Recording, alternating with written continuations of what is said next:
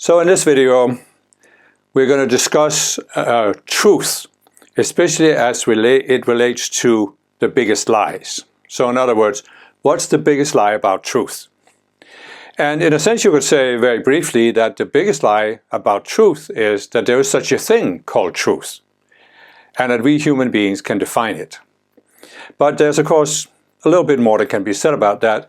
So I'm going to raise some questions here. Number one, is there an objective truth somewhere? If so, where is that objective truth? Is it possible for us human beings to find that truth, to contact that truth? Is it possible for us to arrive at this truth through the rational mind, the intellectual mind, the analytical mind? Is it possible for us to formulate this truth with words, as we're currently using words on this planet? So these are some of the questions I'll talk about. But I think we should start by just taking a brief look back at history. If you go back 500 years here in Europe, where I grew up, most people at the time believed, number one, the earth is flat. Number two, the earth is the center of the universe. Number three, the Pope is the infallible authority because he has a direct line to Jesus, who is the only Son of God sitting on a throne up in heaven. And this wasn't the only beliefs they had. They had many other beliefs. For example, that if somebody got sick, the best thing you could do was drain a third of their blood, which of course weakens the body and weakens its ability to fight disease. So it actually, the cure was worse than the disease, as they say. So there were a lot of superstitions like this. So what we can say is that for centuries, almost 1,000 years here in Europe, people's view of life was very much colored by all these superstitious beliefs that had no basis in fact. So obviously we know today that the Earth is not a flat disk with a small dome above it. It's a round planet that's part of a bigger unit called the solar system, but even the solar system is part of a bigger unit called the galaxy, and there are billions of galaxies in the entire universe. So another belief they had in medieval times was that the Earth was the center of the universe because the Earth and human beings were so important to God that he had put us in the center. And now we of course know that the universe is so big and we are not in the center of the universe. So what we have in our modern societies is that we have this history of looking back, where we can look back not even beyond the Middle Ages, but see that people had many superstitions that were not based on fact. And so therefore we have a lot of people in today's society who are saying, obviously we are better off today than they were 500 years ago because we know more. We know certain facts that are indisputable.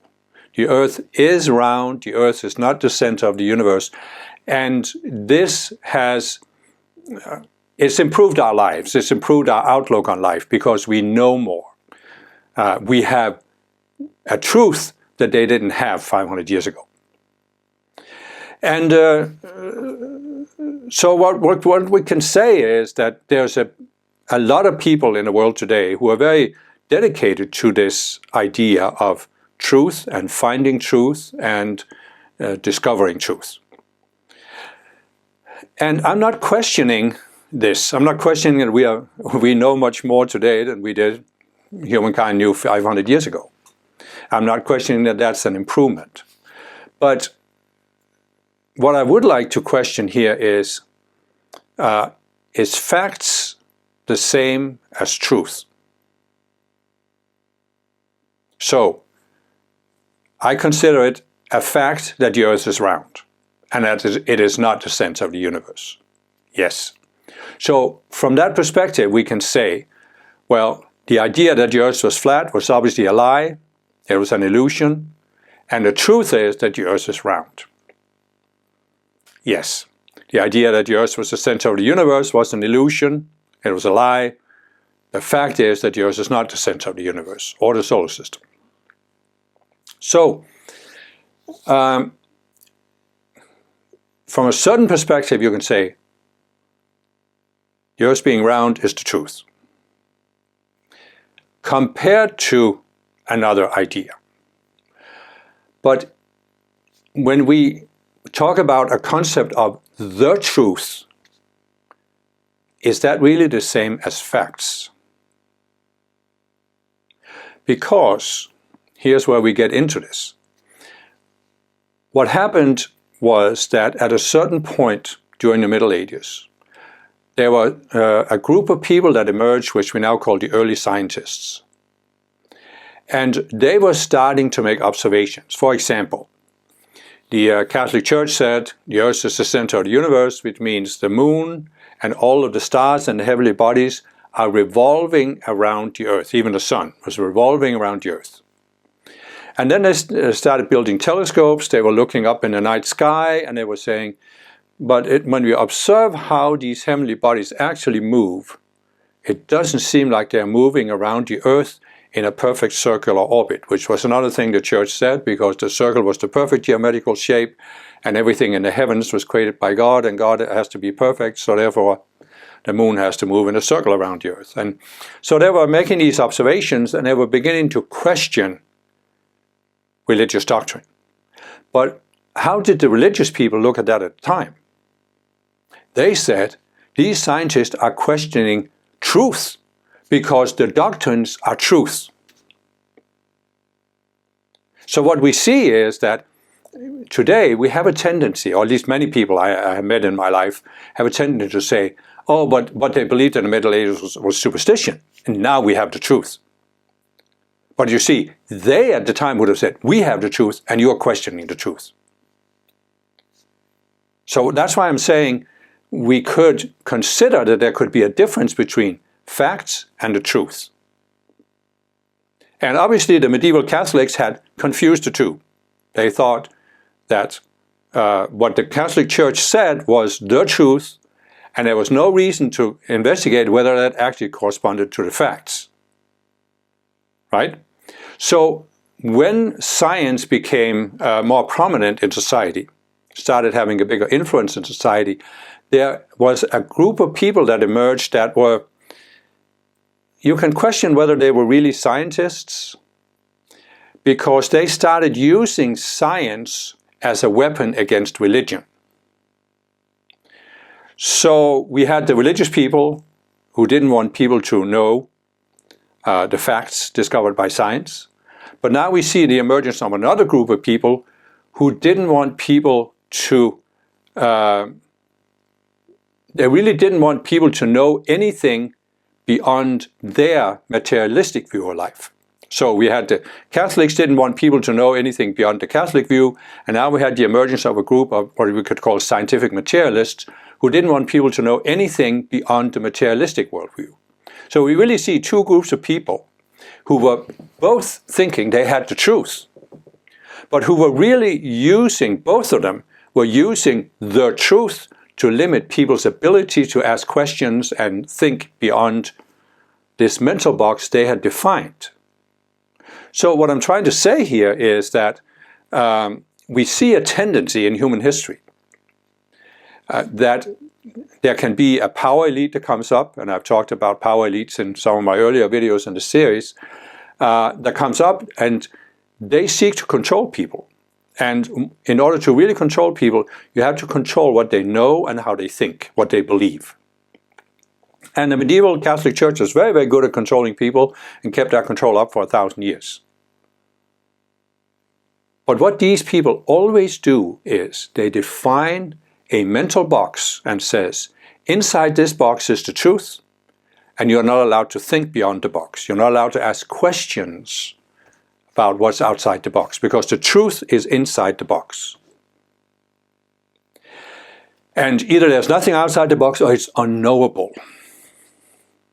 So what I'm trying to say here is that when scientific materialism began to emerge on top of scientific discovery, what happened was that the materialists started defining truth based on what could be discovered through a materialistic process. In other words, the medieval Catholics didn't believe you had to build a telescope and look up at the night sky. The materialists are saying what we can observe through a telescope exists, but anything we can't observe doesn't exist. So the Catholics said God is up in heaven, we can't see God through a telescope, therefore God doesn't exist. I'm putting it simply, but that's basically the argument. So in other words, the medieval Catholics said truth is defined within Catholic doctrine, mental box, and the materialists said truth is defined within the mental box of the material universe. What we can observe with material instruments. That exists. Anything we cannot observe with material instruments does not exist.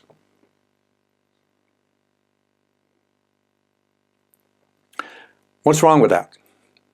What's the problem with that? Well, again, as I said, it limits human thought. It limits our ability to ask questions, our willingness to ask questions. You can see it in science today. Many scientists will tell you that there are certain questions they can't ask. There are certain things they can't investigate because they either can't get tenure at a university, or they can't get research grants, or they're going to be ridiculed by the society. There is now a growing list of scientists who are actually willing to research consciousness and ask a question, what is consciousness really? And is consciousness really a product of the brain, or is there more to it? But that's not within the mental box of materialism. So right there we have an example of why materialism is a mental box.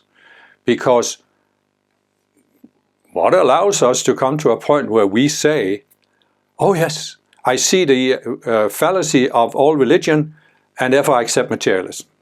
What allows us to do this? Well, we're conscious, right? We are conscious beings. But what does that mean? Can you see my consciousness? Can you create a microscope or a brain scanner that can see my consciousness? There's a scientist called Donald Hoffman who has come up with a theory that consciousness is actually primary, exists before the brain. And he is saying that after 40 years of scientists using all kinds of instruments, brain scanners and everything, to investigate brain activity, they cannot yet say, here's a particular brain activity that corresponds to the experience of seeing the color red. Not only can't they see it, they don't even have a theory of what brain activity produces the experience of seeing the color red. But yet, they are absolutely convinced that all aspects of our consciousness must be produced by the brain. Now, the limitations of this is very simple to see. There's a famous scientist called James Crick, who got a Nobel Prize he was co-discovery of the DNA molecule. And he has written a book wherein he says that all you are is a bunch of neurons. There's nothing more to your consciousness than the way the neurons of your brain are firing. The neurons are considered to be the basic building blocks of the brain. And so what he's saying is that the neurons in your brain are firing a certain way, and that's what makes you the person you are, makes you believe what you believe. But you see, why should I believe him when he doesn't believe it himself? And why doesn't he believe in himself? Because then he wouldn't have written a whole book to try and prove that brain activity produces consciousness. You see, he believes he's an exception to this. Because here's the deal. I'm a spiritual person. I'm not religious, so I don't believe in the Judeo-Christian God up there in the sky. But I believe there's a spiritual reality beyond what we can discover with our physical senses and with current physical, materialistic, scientific instruments. I actually don't believe this, I've experienced this. Now scientists will say, oh, that's an illusion, that's just something produced by your brain. Fine. So here's Francis Crick, and he says, your spiritual beliefs is just a matter of how your neurons are firing. And then I'm saying right back at him, now he's no longer in embodiment, so I can't really do that, but if I could have a conversation with him, I would say, but then logically, if what you're saying is true, that would mean that your materialistic view of life is also a product of how your neurons are firing. Yet Francis Crick was absolutely convinced to his dying day that his materialistic worldview was the truth. But if he's right, that our consciousness is a product of how the neurons in our brains are firing, then my neurons are firing in such a way that I see life having a spiritual side, and his neurons were firing in such a way that he sees life being only material. There is then, if he's right, there is no truth. Because it's just a matter of how your neurons are firing or how my neurons are firing. To say that there's some objective thing out there called the truth is just nonsense. It's not either Francis Crick doesn't realize what he's saying and the consequences of what he's saying, or he's not as smart as he thinks he is. Because if your consciousness, everything in your consciousness is the result of how your physical brain is working, and if your consciousness has no influence on how your physical brain is working, there's no meaning to talking about truth. In fact, there really is no meaning of us having any kind of discussion about whether there is something beyond the material universe or not. So both what materialists are saying there's nothing, or what religious people are saying there's a God, it's a meaningless discussion, because it's just all a matter of how your neurons are firing. You're going to accept whatever your neurons are telling you to do. The other thing that is a consequence of this belief is that we human beings, we can't change anything. We can't change our behavior. We can't change our beliefs. And there's another materialist called Sam Harris, who you can find a lecture with him on YouTube, where he stands up in front of a group of people, and his topic is free will. And he says, I hope that at the end of this talk I will have convinced you that free will is indeed an illusion. So you are trying to convince me that I'm wrong when I think I have free will. How exactly could I come to accept your position, that you're right and I'm wrong? Well, wouldn't I have to make a choice to change my mind? But if I don't have free will, and if my consciousness is the result of how my neurons are firing, how could I make that choice? How could I change my mind? Because the whole idea, you see, of the materialist position is the firing of the neurons is what produces consciousness. It's a one-way street. Your neurons are firing a certain way. That's why you see yourself a certain way. That's why you believe there's a God or you believe there's no God. Just your neurons. Your mind is a product of the neurons. And therefore, consciousness is what they call an epiphenomenon. It comes after the brain. Meaning, your conscious mind has no influence on how your neurons are firing. It's the same as if you are looking at a movie that's playing on a movie screen. The movie has no influence of what is on the film strip in a projection room. And that's what these materialists are saying. Your consciousness has no influence on how your brain is firing, therefore you can't change your mind. All human discussion about what's true and what's not true, meaningless, if you're a materialist. And that's why I'm saying, I'm not a religious person. Most religions in the world have created a mental box, and they want people to not think beyond the box. But scientific materialism is just another religion that has created a mental box that says you're not allowed to think beyond the box. Because you can't. The religious people say if you think beyond the box you're going to go to hell. And scientific people are saying, you can't think beyond the box. But if that was the case, how did the materialists ever develop based on the fact that 500 years ago everybody believed the Catholic doctrine? How did people change their minds about religious beliefs and become atheists if we can't change our minds? And if our minds is only a product of the physical conditions in the brain, how can we change them? How do you explain this? But as I said, the real question here, or the real consequence here is, if your mind is a product of the physical conditions in your brain, it's meaningless to talk about truth. I was going to say there is no truth, but that's not necessarily the case. But we certainly can't know whether there's a truth, because our brains are material things.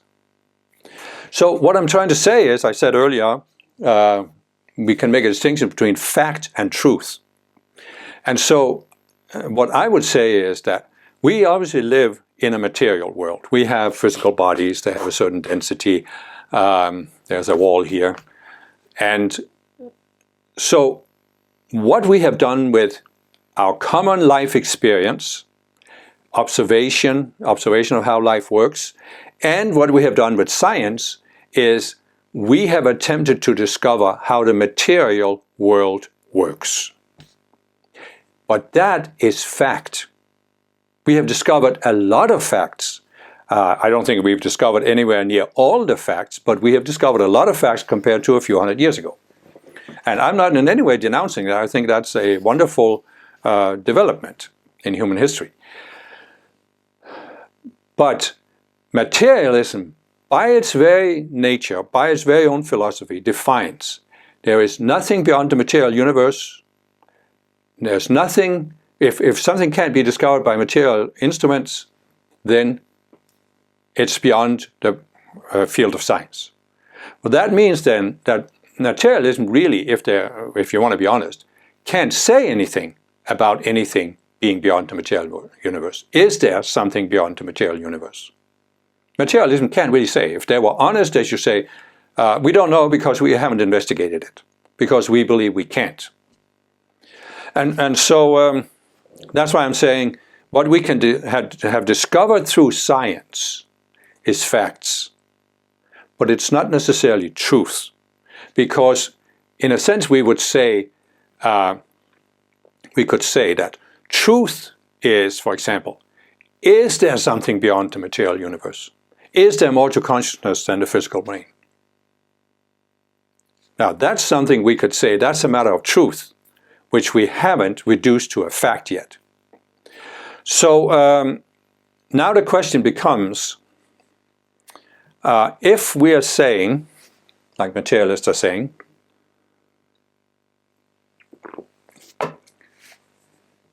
only what we can discover through material instruments exists, if we question that statement, right? We can say we have a lot of facts we have discovered through all these material instruments. Hubble Space Telescope, the James Webb Telescope, microscopes, particle accelerators, this and that, even our physical senses. But if there is something beyond this, how could we know? How can we investigate this? And the simple fact is, material instruments are made out of matter, right? So you have a telescope. It's made out of physical matter. And what if we make an assumption? Then that which is made out of matter can only discover something made out of matter. In other words, a telescope made out of matter cannot discover something that isn't within the range of what we call a material substance. Seems relatively logical, right? We know our eyes can detect certain colors of light, the visible spectrum. We can't detect ultraviolet and infrared. We have other material instruments who can detect ultraviolet. But what we are seeing here is that any instrument has a limited range.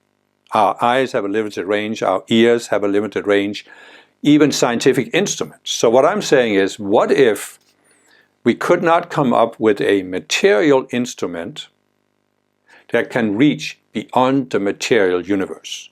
An instrument made out of matter could never settle the question, is there something beyond the material world?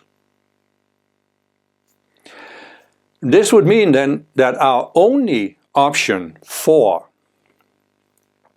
discovering this would be to make use of an instrument that can reach beyond matter, because that instrument isn't created out of matter.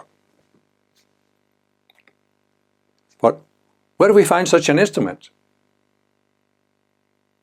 Well, what if we have always had it? What if the instrument that allows us to reach beyond the matter world is the mind, consciousness? This, of course, opens up a huge can of worms, which many people in today's society, even if they're materialist or not, really don't want to open, because they're saying, oh, now we are back to superstition, subjectivity, what this person believes and what that person believes. And that is very true, but is it necessarily the whole truth? Or is there more to understand about the mind? Is it possible that we could use the mind to make reliable observations about something beyond the material universe? So let's just deal with this, the idea that the mind, as scientists say, the mind can only be subjective. This is a claim that has been made for several hundred years. And it's self-contradictory, because you have these materialists who are saying the mind can only be subjective, but what are they using to make that claim? Oh yeah, their minds.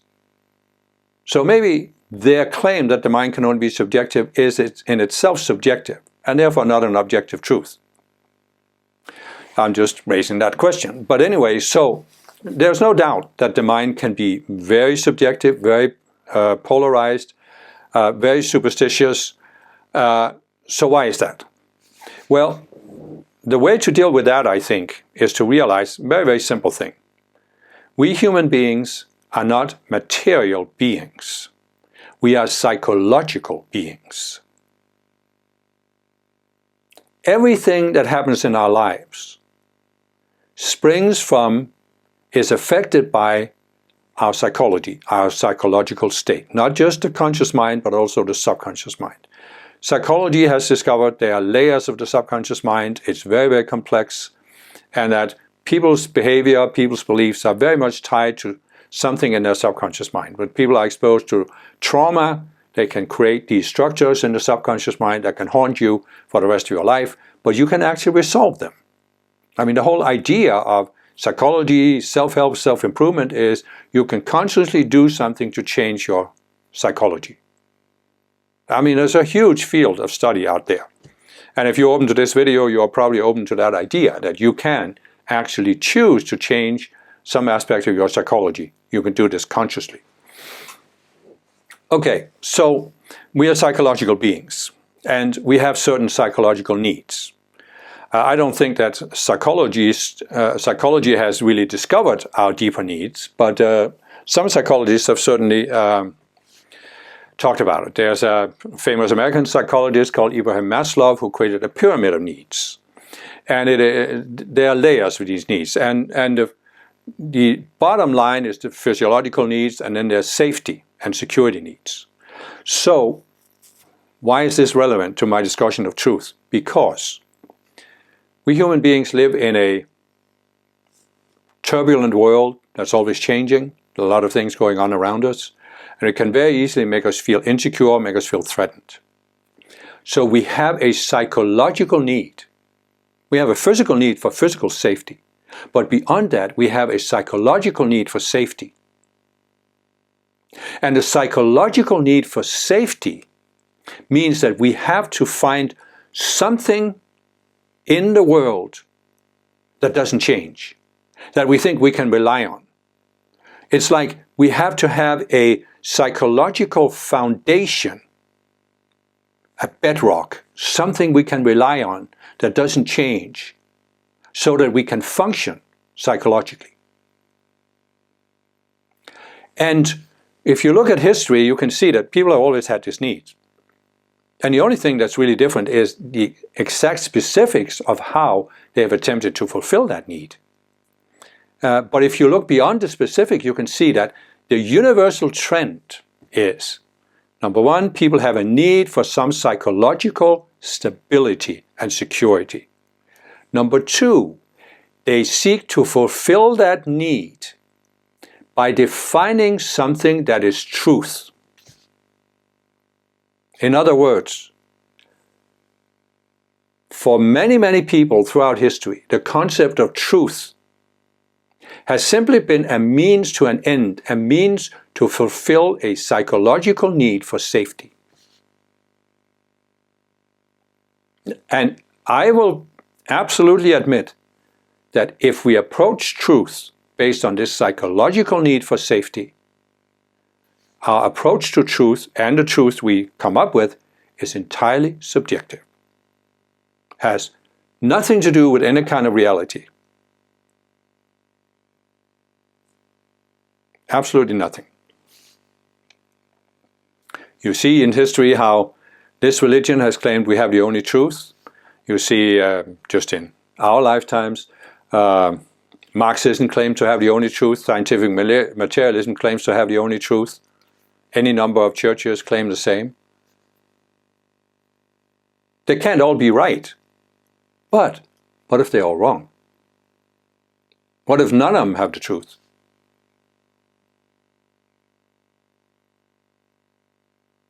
What if none of all the religions, all the isms, all the ideologies have the truth?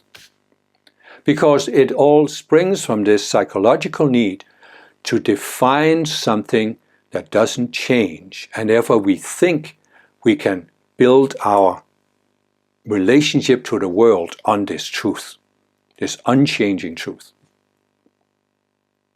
You look at medieval Catholics again.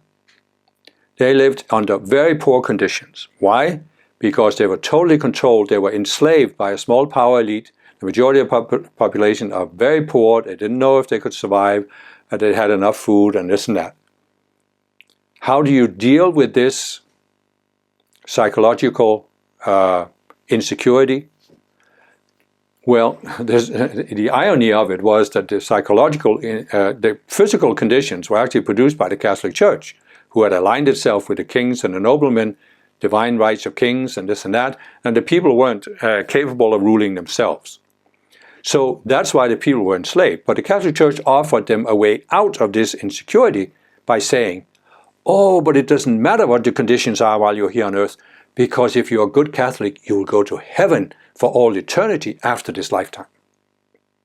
So postponing it, pushing it out there, but still giving them that sense of security. We are guaranteed to go to heaven because we're good Catholics. So again, the psychological need for security is filled by the Catholic truth.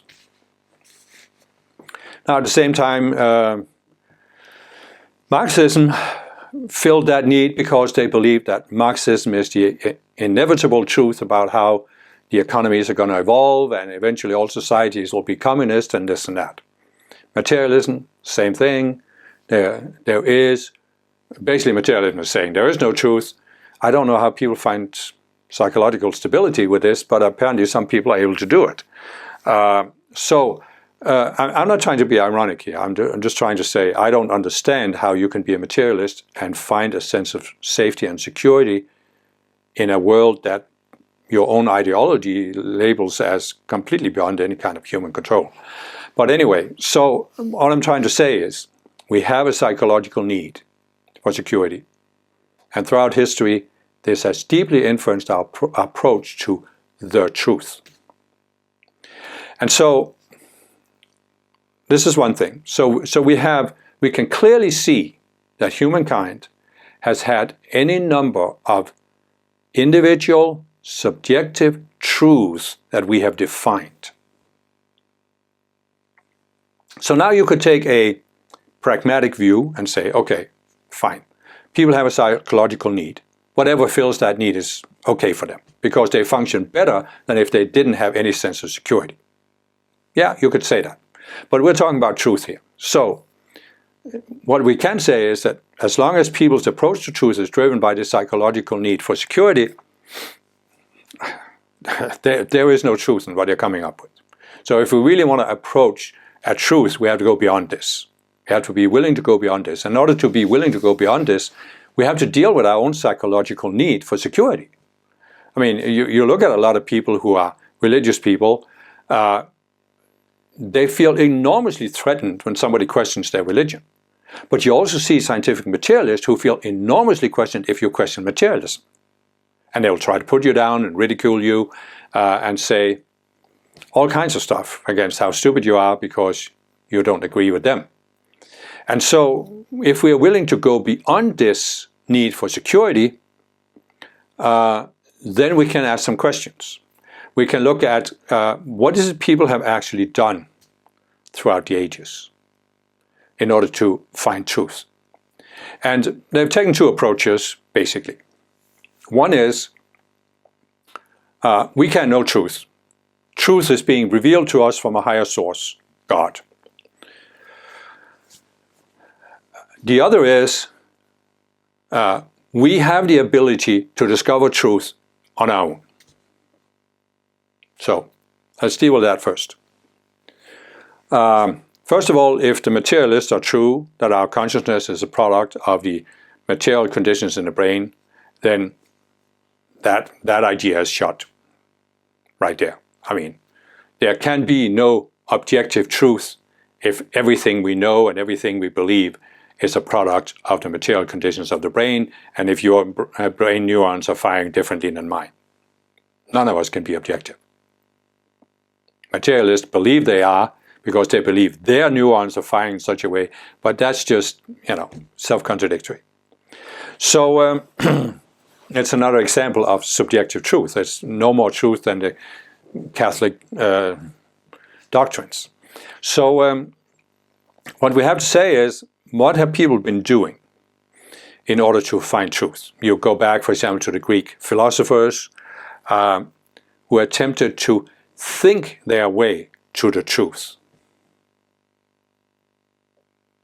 They used the mind, the rational mind, the intellectual mind, the linear mind to reason about what is truth. Aristotle, for example, believed that we could discover truth. All we needed to know was to investigate the material universe, and we could discover truth that way. And we could do this through the mind, through logic. And so he actually came up with this system of logic for how to discover truth, that we can reason. So one famous example of this is all men are mortal, Socrates is a man, ergo Socrates is mortal. Logical, rational reasoning process. But the question is, can we discover truth this way?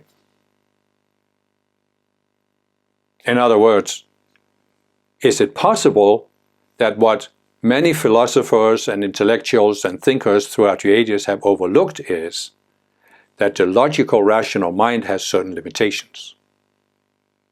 And that those limitations mean that we cannot use the rational mind to discover truth. All we will do is define truth, not find truth. So again, we can take Aristotle. His method of logic is what you call the principle of the excluded middle. He was attempting to establish a truth by saying, a statement must be either true or false. There's nothing in between. Nothing in between. There's only true or false, nothing else.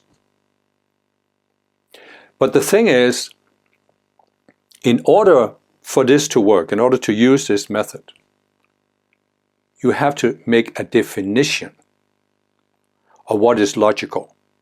You have to have a certain foundation that you can't question, like all men are mortal. It's something you can't question.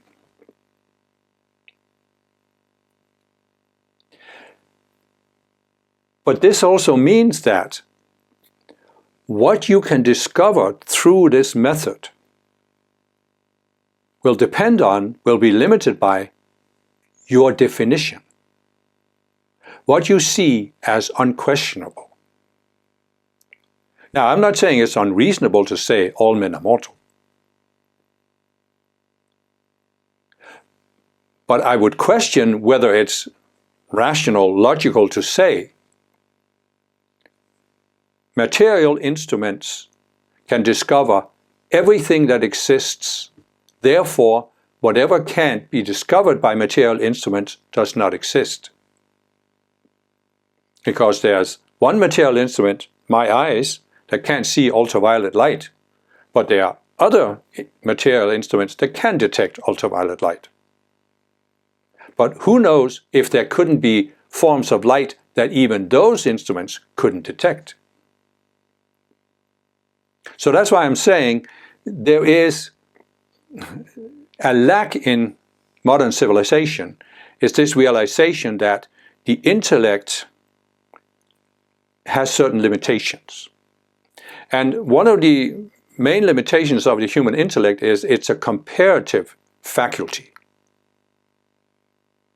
So you probably have seen, either you've seen them physically or you've seen them, pictures of them, a file cabinet. So here you have this metal cabinet with drawers, and you're pulling out a drawer, and there's all these hanging folders that are labeled.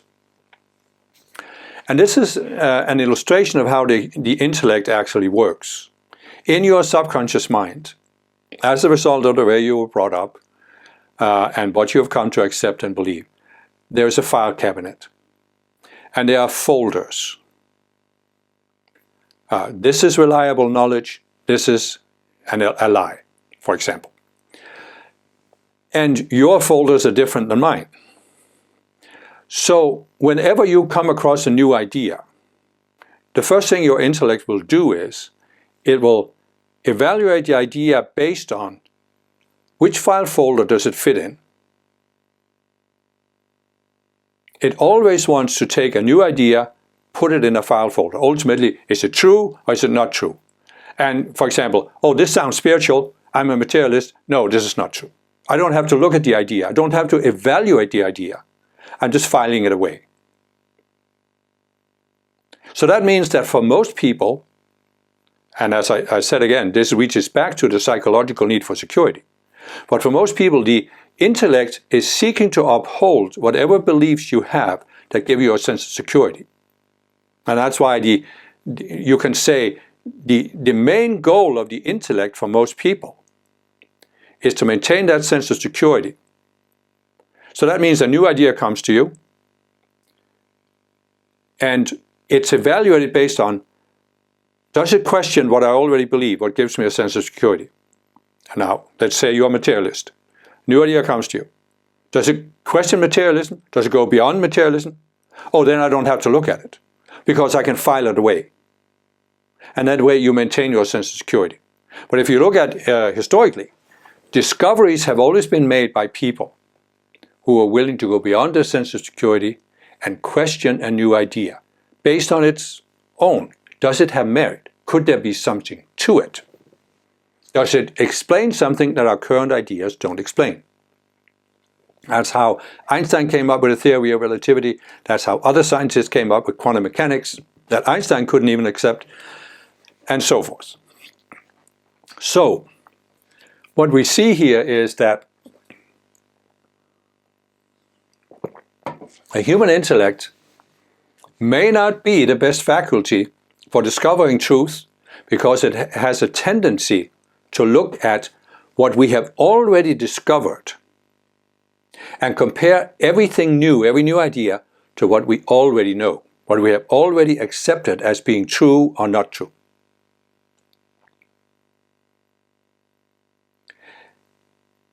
And so the question we need to ask ourselves is, am I fine with this? Am I okay? Do I want to live the rest of my life letting my intellect and my subconscious mind do this? Or do I want to grow beyond where I'm at right now in my awareness of the world and what's true and untrue? That's just really the question. Do I want to stay where I'm at the rest of my life, or do I want to grow beyond it? And if we want to grow beyond it, then we have to accept something. That the outer mind, the analytical mind, the intellectual reasoning mind, has certain limitations. Because if it's always comparing something new to something existing, there's a limit to what we can discover and come to accept. So now we can ask ourselves, is there a faculty of the mind that is beyond the rational thinking mind? And obviously there's the emotions, there's the prejudices and this and that, but is there a faculty of the mind that is actually has the potential to be objective, not subjective?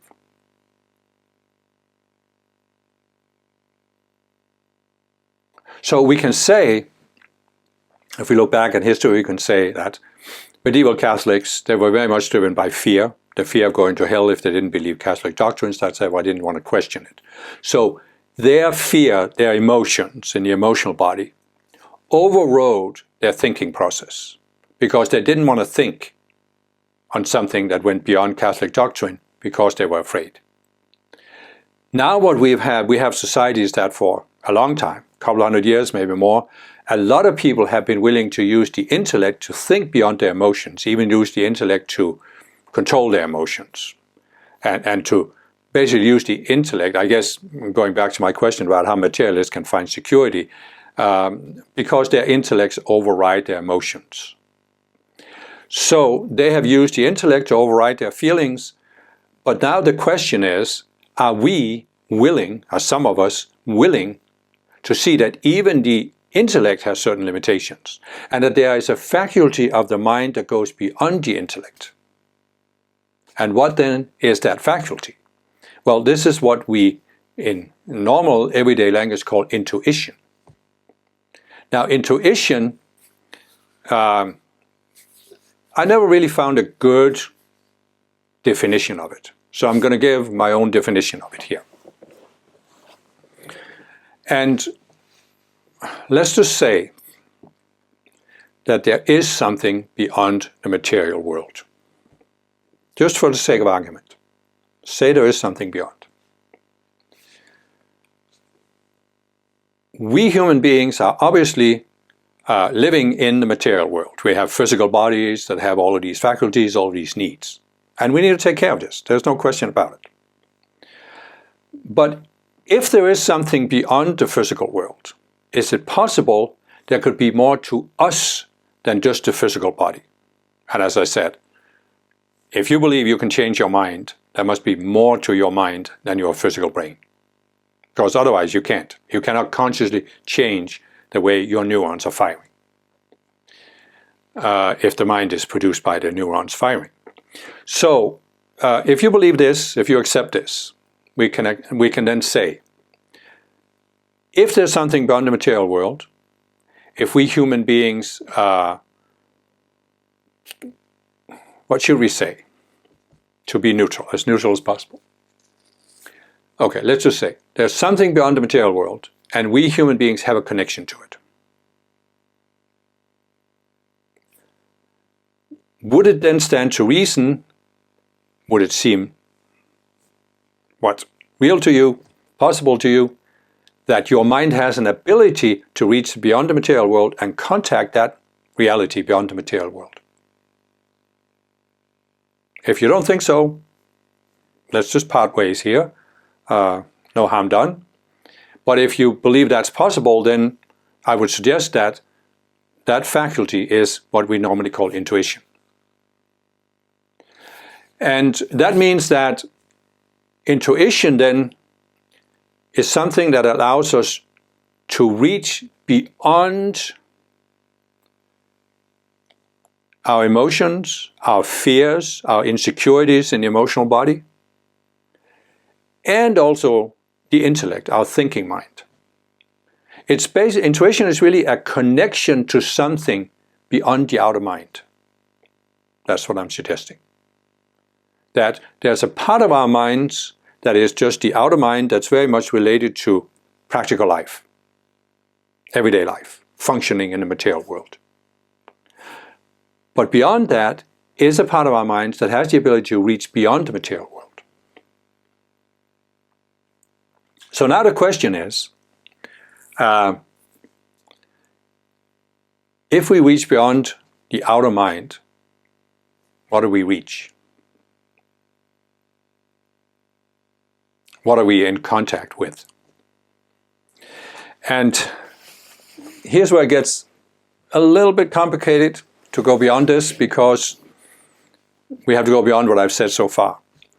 And I've explained in several other videos that if you look at the fact that everything is energy, which basically scientists have known since Einstein, the theory of relativity really says matter is just another form of energy. If you look at that everything is energy, and energy can be characterized by its vibration, then we can say, as I said, there is a part of the vibrational spectrum that we call visible light, but there are other forms of energy, electromagnetic energy, beyond what our eyes can see. So that means we can now create a model of the world that is layered. We can say there is a part of the world, it's made out of light, it's made out of electromagnetic energy waves. But all of the energy waves that make up the material spectrum vibrate within a certain spectrum of frequencies. And within that spectrum, there are different levels of vibration. So it's not just that that it's just all one. Because what we can say is that, as I said, our eyes can see certain forms of light, but there are other forms of light they can't see. So that means there's a spectrum that's the purely material, which we can discover with our physical senses. And then there's something beyond that, but it's still in the material world. But precisely because there are higher and higher levels of vibration in the material realm, it also seems reasonable to say there's something beyond the material realm that we just can't detect with material instruments. But our mind has the ability to detect this through our intuition. And so now the question becomes, what is intuition really? And as I said, it's a faculty that allows us to reach beyond the outer mind. The mind that is focused on the material world and our material lives. But the question now becomes, how can we use our intuition to go beyond the outer mind? Well, that depends on our need for security.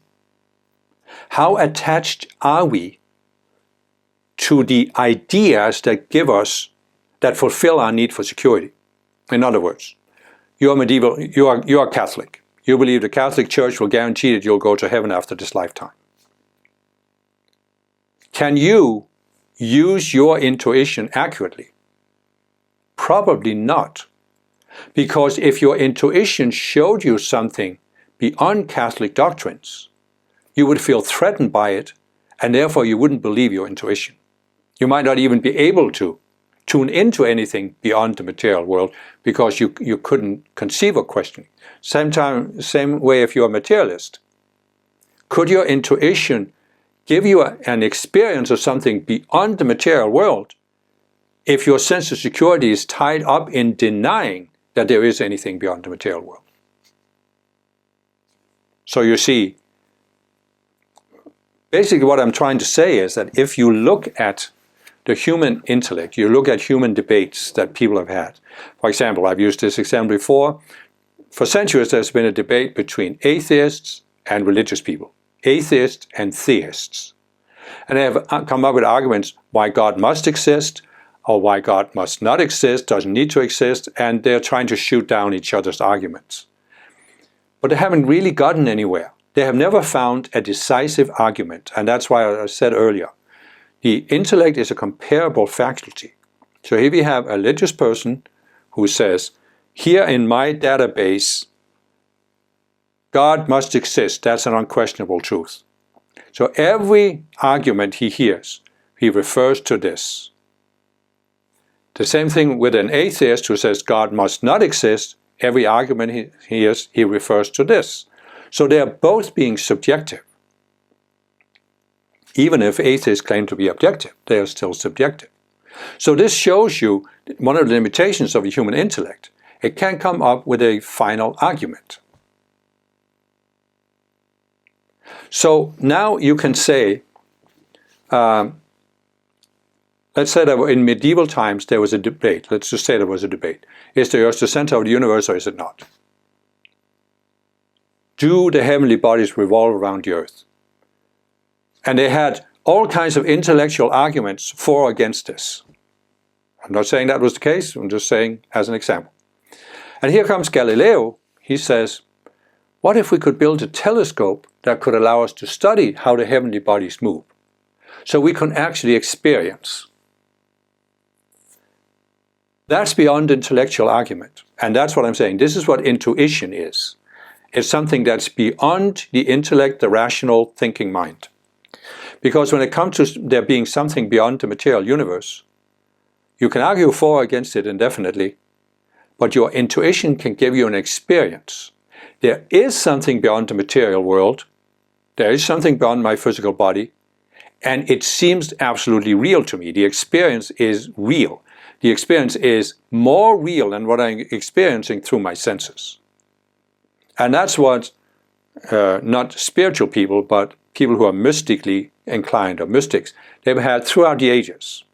Lots of well-documented experiences, mystical experiences that people have had, where they experienced something that was beyond the material world, but it seemed more real than what they experienced through the senses. Most spiritual people have had this. So what I'm saying is, truth.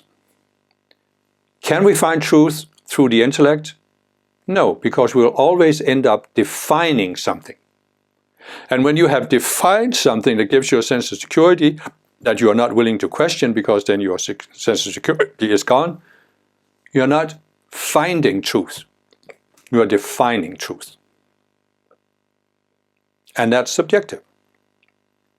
So, now the question is, let's say there is something beyond the material universe. We have a connection to it. Our minds have this intuitive faculty where we can sort of step outside the outer mind and we can connect to something beyond the material universe and experience it directly. It's a direct experience. It's not an intellectual argument. It's a direct experience, just like looking through the binocular and seeing how the moon actually moves. It's just not through the physical senses, it's through a sense that is beyond the physical. So now the question is, here's a person, has a genuine experience that there's something beyond the material world. Now he comes back to his normal state of consciousness, and as we human beings most of us have a desire to do, we want to communicate this to others. We want to say, you know what, I had this experience. But in order to communicate it with others, the person has to use words. So now the question is, could you take an experience of something beyond the material world and translate it into words? Describe it with words.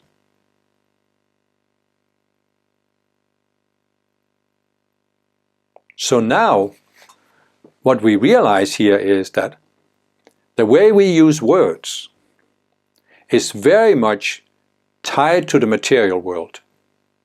Because words are first of all a practical communication tool.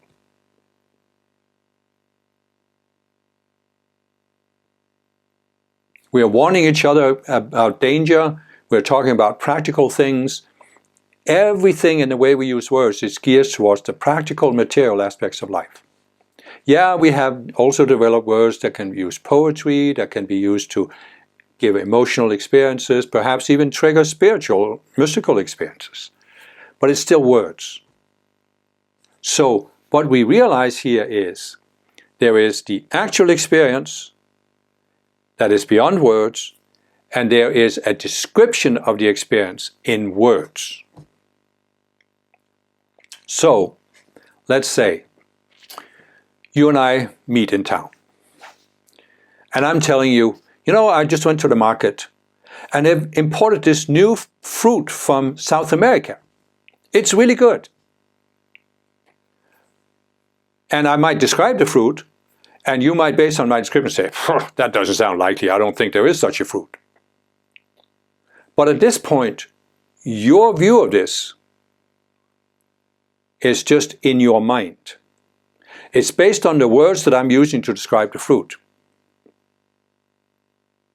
And your acceptance or rejection of the existence of this fruit is just based on how likely you evaluate this to be based on the words I'm using. But my words are not the fruit. They are just a description of the fruit. So how could you settle in your mind whether this fruit exists or not? Well, it's just a half kilometer down the road, there's the market. Go to this particular stand and look. And so there are two approaches we can take as human beings. You can say, I don't need to do that because I know, based on my intellectual evaluation, this fruit cannot exist.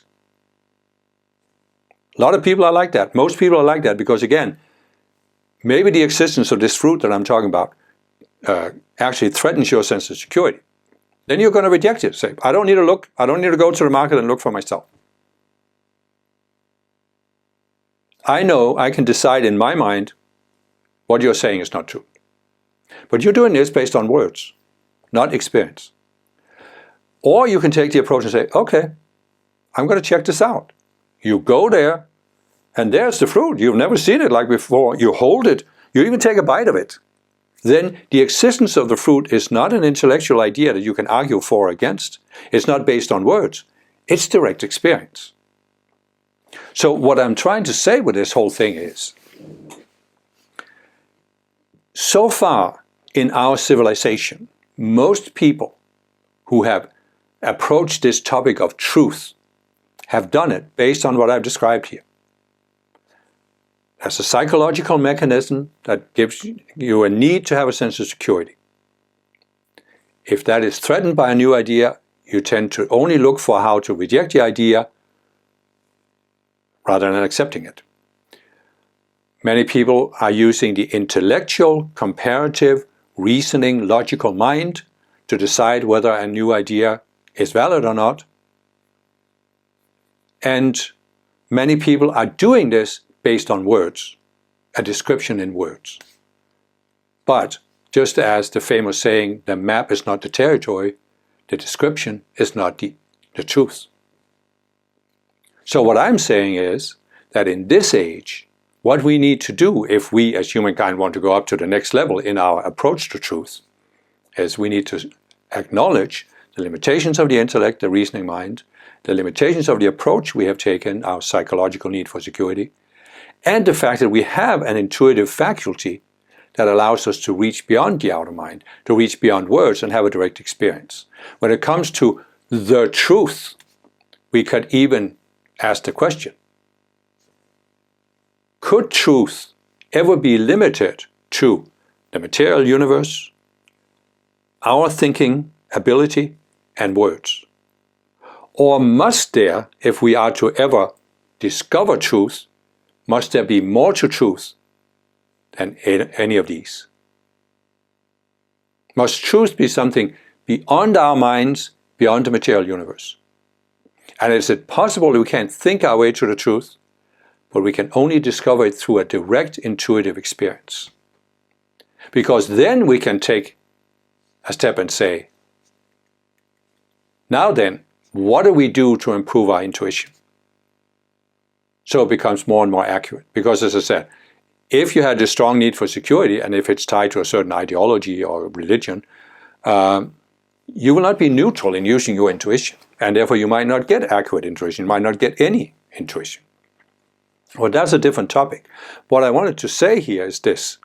The biggest lie about truth is that it can be confined to the material universe, that it can be defined by the human mind, the outer mind. That's the biggest lie about truth. And it can be expressed in words. It can be defined to the material universe, it can be discovered or defined by the outer mind, it can be defined in words.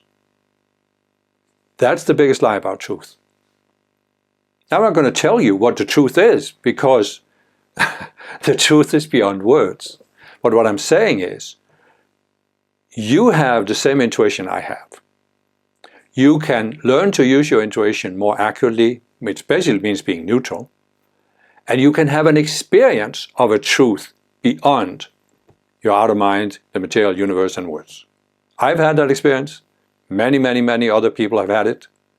I'm not saying it's necessarily wrong to try to come back from such an experience and describe it in words, but it's not the purpose to define what truth is like. The purpose is to encourage other people to go have the direct experience. My example of the fruit, I'm not telling you about this fruit because I want you to sit there and intellectualize about the truth for the rest of your life. I'm telling you about truth because I want you to go to the market and taste it. The same thing with a intuitive experience. So you know, it's again this. You can live the rest of your life believing in the truth you believe in right now. I don't have a problem with it. If that's what you want to do with your life, no problem. Or you can make a shift and say, I want to discover a truth that is not defined in and by my mind or the minds of other people. Because you look back at history, as I said, the Catholic Church in the Middle Ages.